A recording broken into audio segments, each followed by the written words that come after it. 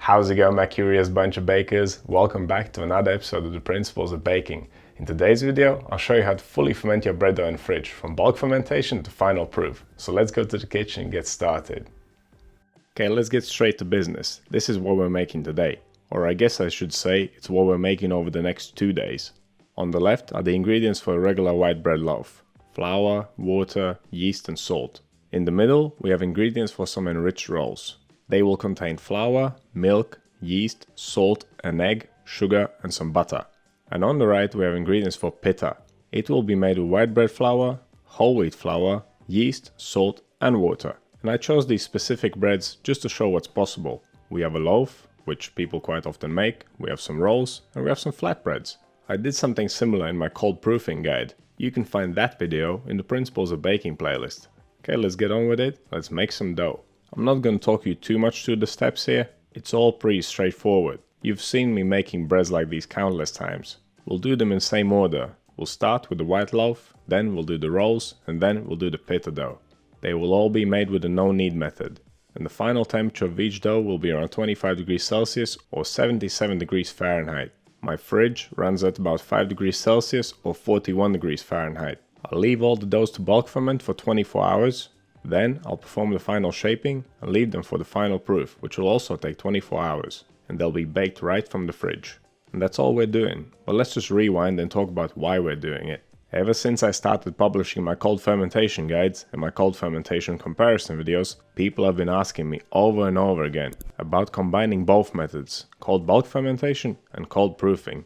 I had never even considered it myself, but it sounded like an interesting concept and a great challenge. Both cold bulk fermentation and cold proofing are great methods for boosting flavor and changing the texture of bread. Both methods are a great way for extending fermentation time, especially when it comes to cold bulk fermentation. The dough can be safely left in the fridge for days if not weeks, but both methods require some room temperature fermentation. When it comes to cold bulk fermentation, the room temperature part is the final proof.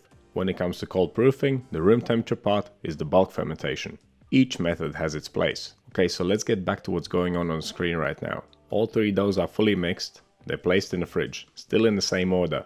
I left them to chill for 30 minutes, now I'm pulling them out and I'm going to give them a fold. And if you watched any of my cold fermentation videos, you already know what this is for. Folding will help to cool down the dough more evenly. And of course it will strengthen the gluten, which is especially important because we didn't need this dough. After the fold, they'll go back into the fridge for another 4 hours or so. I'm going to fold them once more before I go to bed. These containers are not very large and the dough will climb out of them if I don't fold it. But even if you are using a larger container, it's always a good idea to give the dough another fold or two whilst it's sitting in the fridge. After this fold, I'm going to go to bed, then the next morning I'm going to fold them again before I go to work. And then when I come back, it will be 24 hours since I mixed them and then I'll do the final shaping. So as I was saying earlier, each method, that being cold bulk fermentation and cold proofing, has its place. Cold bulk fermentation is great when you don't have very much time on the day. You can just throw some ingredients together, pop the dough in the fridge and forget about it.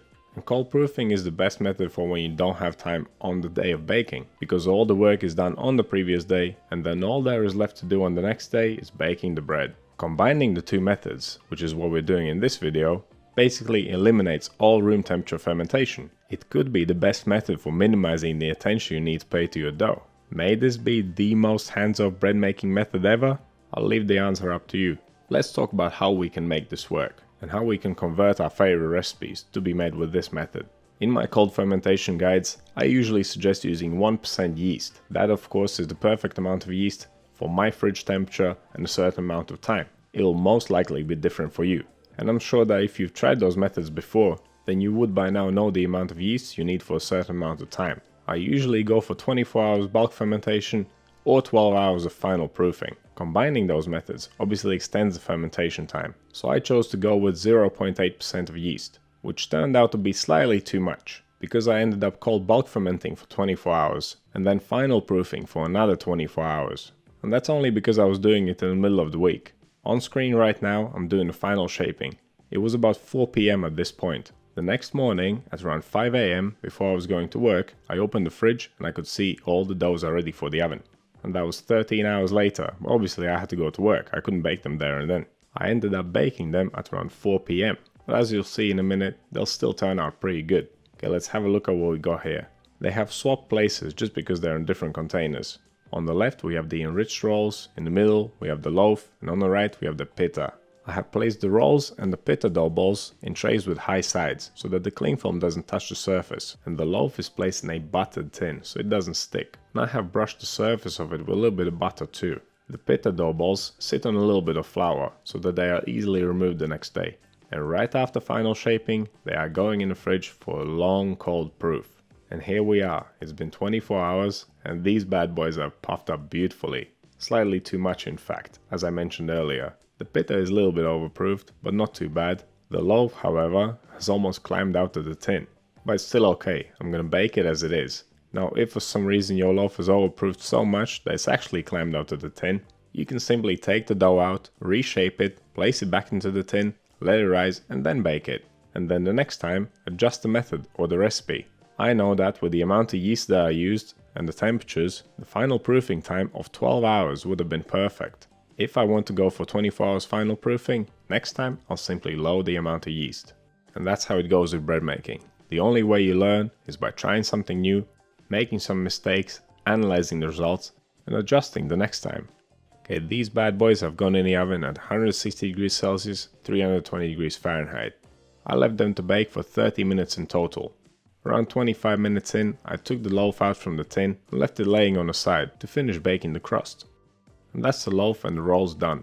When it comes to enriched rolls like these ones, sometimes it's a good idea to leave them out at room temperature while the oven is preheating. You can get them to rise slightly taller that way. But this time I wanted to bake everything straight from the fridge. And whilst the first two breads were baking, the pitas were sitting in the fridge. Now we are ready to roll them and bake them too. Dust them generously with flour and roll them out lightly. When it comes to getting that pocket, it's all about the correct thickness.